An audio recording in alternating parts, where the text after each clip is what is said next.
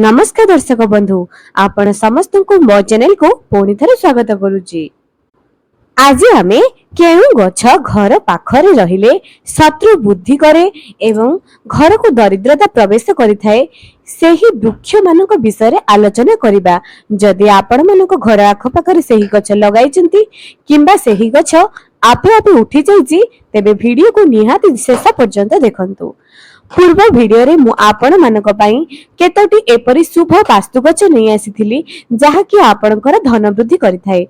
जहा कि अरख गछ, धड़ा अरख, क्रासुला प्लांट, जड़ी प्लांट, लक्ष्मी कमल प्लांट एवं विष्णु कमल प्लांट एमिति बहुत सारा गछ मानक विषय आगरु आपण मानक जणाइछि एवं किछि शुभ फूल गछ विषय मध्ये जणाइछि। जदि आपण माने नुआ करी चैनल को आसीचंती तेबे सेही दुईटी वीडियो को मो चैनल को जे आपण माने देखि पारंती।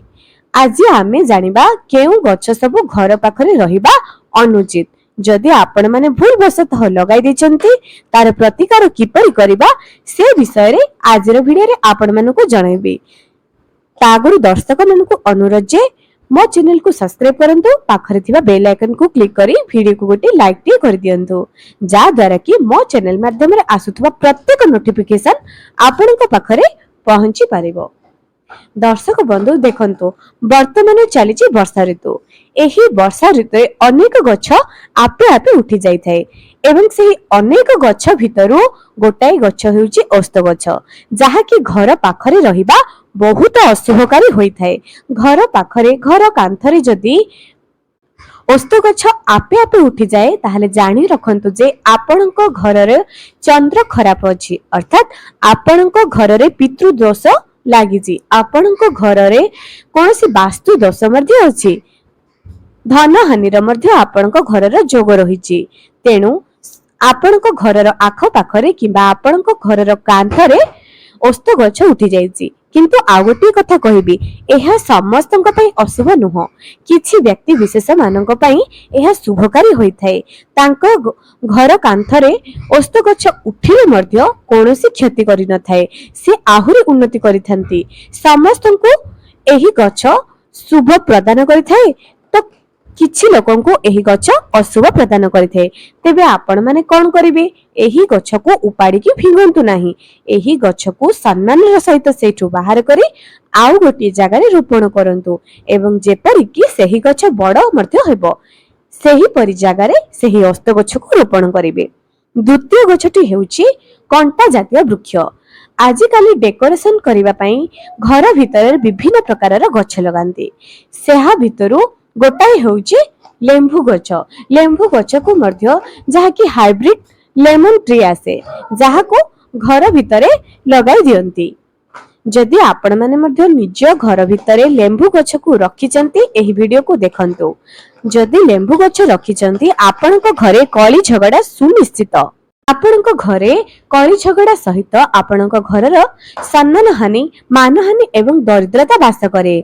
सेही घरे सदा सर्वदा नकारात्मक ऊर्जा प्रवेश करिथाए, केबे मध्य सकारात्मक ऊर्जार संचार होई न थाए। कंटा जातीय वृक्ष घर पाई किंबा घरर आख पाख पाई जमा मध्य शुभकारी नुहे। जदि घर भितर रे अन्य कोनोसी जदि घर आख पाखरे बरकोली गछ मध्य थाए किंबा अन्य कोनोसी गछ कंटा वृक्ष थाए तेबे एहाको उपाड़ी दियंतु, सेही जगह अन्य एक गछ लगाई दियंतु, किंतु कंटा वृक्ष को लगांतु नहीं।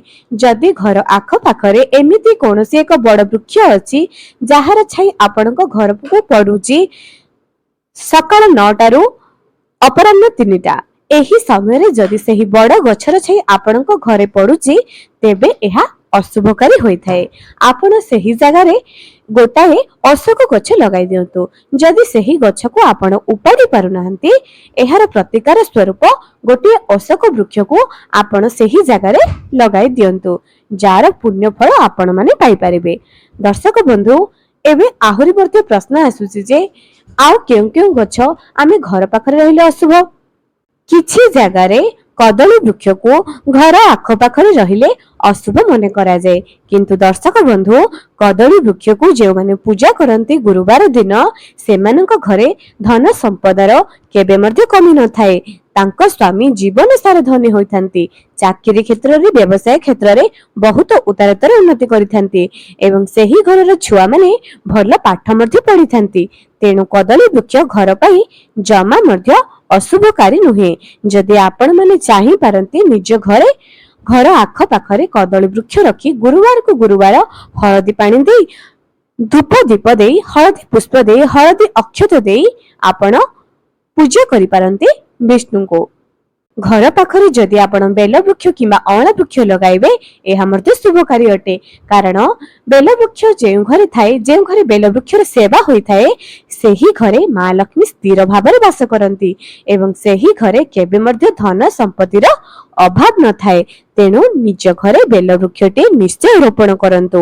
ଅଁଳା ବୃକ୍ଷ ମଧ୍ୟ ମା ଲକ୍ଷ୍ମୀଙ୍କର ଅତ୍ୟନ୍ତ ପ୍ରିୟ ଅଟେ। ଯେଉଁ ଘରେ ଅଁଳା ବୃକ୍ଷ ଥାଏ, ସେହି ଘରେ ବ୍ରହ୍ମଚାରୀ ସମାନ ସୁଖ ପାଇଥାନ୍ତି, ବ୍ରହ୍ମଚାରୀ ସମାନ ପୁଣ୍ୟ ପ୍ରାପ୍ତ କରିଥାନ୍ତି। ତେଣୁ ଅଁଳା ବୃକ୍ଷ ମଧ୍ୟ ନିଜ ଘରେ ଲଗାଇବା ପାଇଁ ଚେଷ୍ଟା କରନ୍ତୁ। ଯଦି ଆପଣଙ୍କର ଘର ଆଖପାଖରେ ସେତିକି ଜାଗା ଅଛି କିମ୍ବା ବାଲକୋନିରେ, ଛାତ ଉପରେ ଆପଣ ନିଶ୍ଚୟ ଲଗାଇ ପାରିବେ।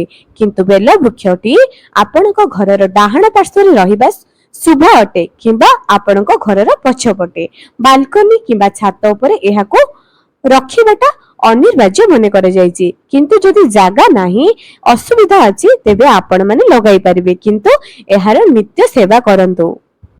ଏମିତିରେ ଘର ଆଖପାଖରେ ତୋରଡ଼ା ଗଛ ମଧ୍ୟ ଶୁଭକାରୀ ନଥାଏ।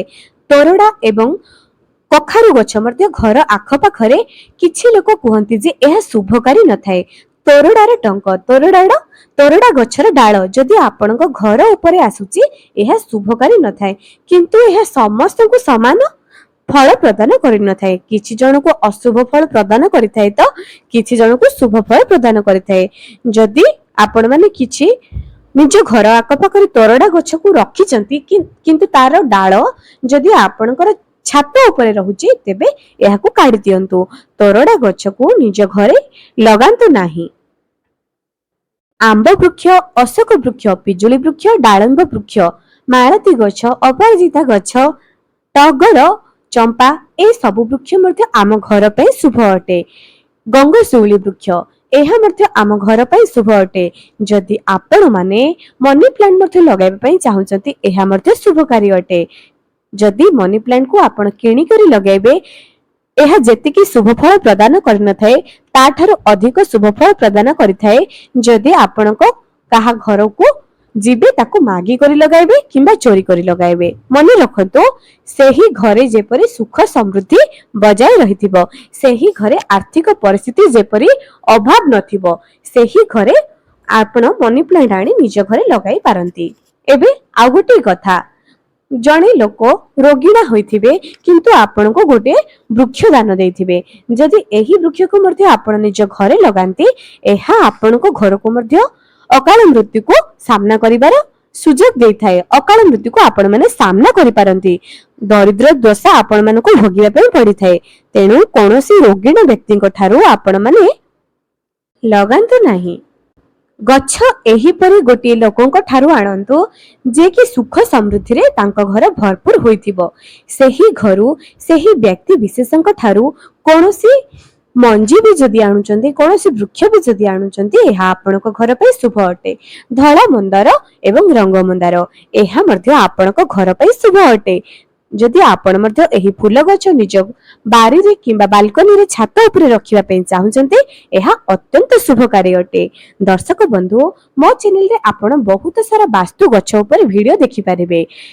ଆପଣମାନେ ଯଦି ନିଜ ଘରେ ବାସ୍ତୁ ଗଛ ରଖିବା ପାଇଁ ଚାହୁଁଛନ୍ତି, ତେବେ ନିହାତି ସେହି ଭିଡିଓ ସବୁ ଦେଖନ୍ତୁ।